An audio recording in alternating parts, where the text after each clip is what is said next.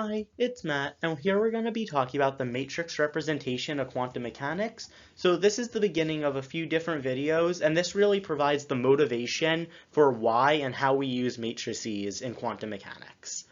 So likely you're probably familiar with the function representation of quantum mechanics. Here, in this representation, we previously have seen that we use functions to represent our wave function. For example, when we discussed the particle in a 1D box, we said that the wave function was a function and it was square root of 2 over L, sine of m pi x over L. We also had operators, and the eigenvalues of those operators represent values for our physical observables. And an example of an operator was our momentum operator in one dimension that was negative IH bar d dx. And lastly, we had our time-independent Schrödinger equation, which was our Hamiltonian operator applied to the wave function, was equal to the energy times the wave function. But now we're going to discuss the matrix representation, so let's see the parallels.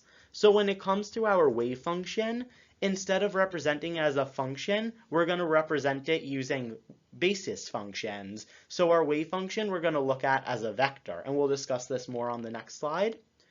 Our operators will now be represented with matrices. We'll look at that in a few slides. And our new form of the time-independent Schrödinger equation is now going to be h, so our Hamiltonian matrix, multiplied by our wave function vector, is going to be equal to our energy times a matrix S we'll discuss at the end of this video.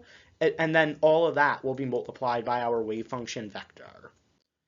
So now, how do we represent the wave function as a vector? So what we're going to do is we're going to look at it as a linear combination of basis functions. So essentially, we're going to have, actually let's look at an example. So let's say psi is equal to C1 chi1 plus C2 chi2. What we're going to have is that the C1 and C2 are coefficients and our basis functions chi1 and chi2. So we see that in the form we have our C1 and C2. Those we could think of as scaling factors. And our chi1 and chi2 are our functions we're going to use to build the wave function. And again, we'll clarify what we mean by that in a few slides.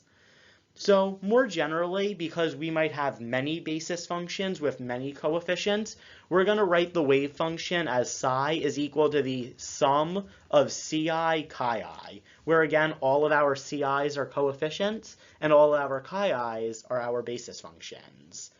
And when we write the wave function in an equation, typically what we're actually going to end up using is our coefficient vector, which is a column vector of all of our coefficients. So essentially a column vector of the number in front of each of our basis functions.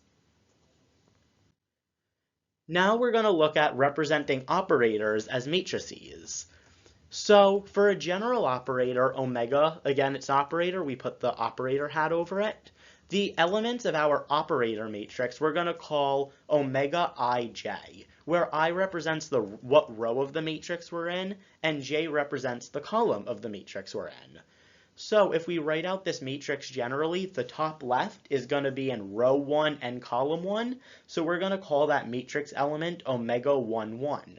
Similarly, if we're in row 1, column 2, we're going to call that matrix element omega 1, 2. And the dimension of the matrix will always be the number of basis functions. So for example, on the last slide, in our example, we had C1 chi1 plus C2 chi2. We had chi1 and chi2, two basis functions. So our operator matrix, we would also end up having a 2 by 2 matrix.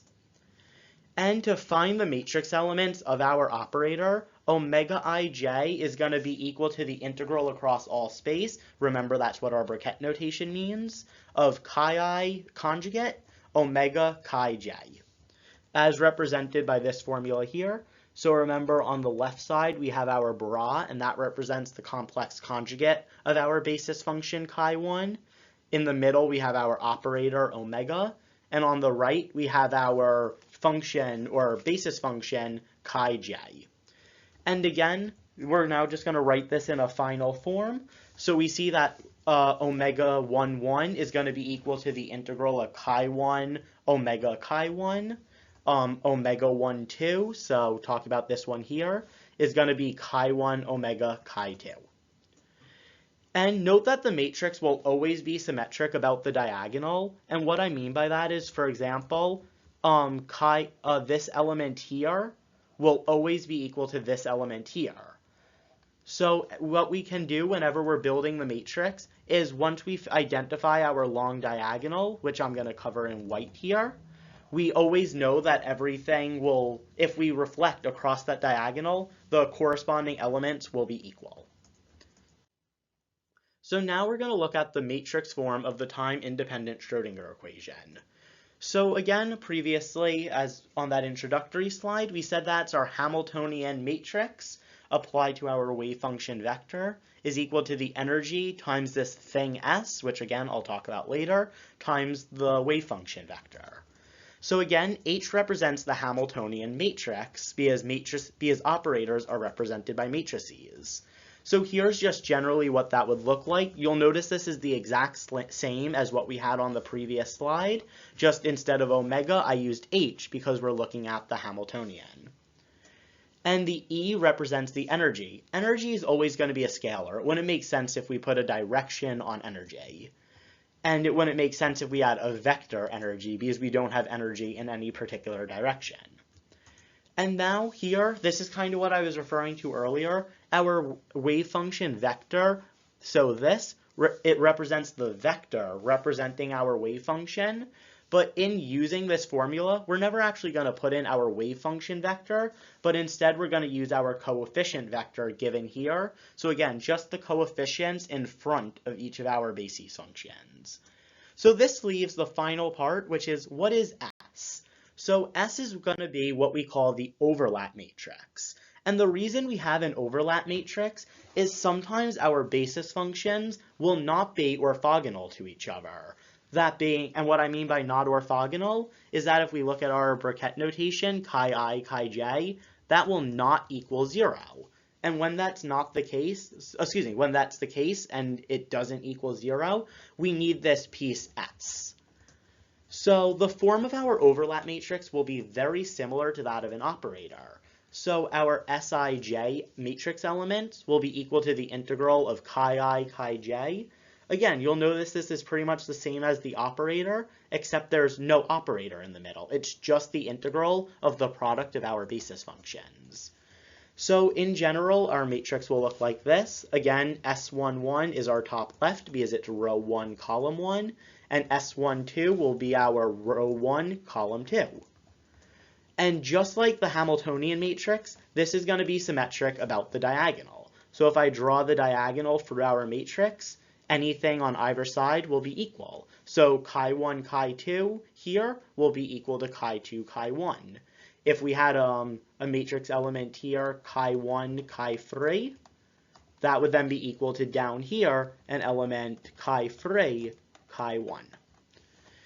And finally, if the basis functions are orthogonal, S is just the identity matrix. So we have 1s down our main diagonal, and then we have 0s everywhere else. So here it would be orthogonal, so the integral of chi I, chi j would equal to 0.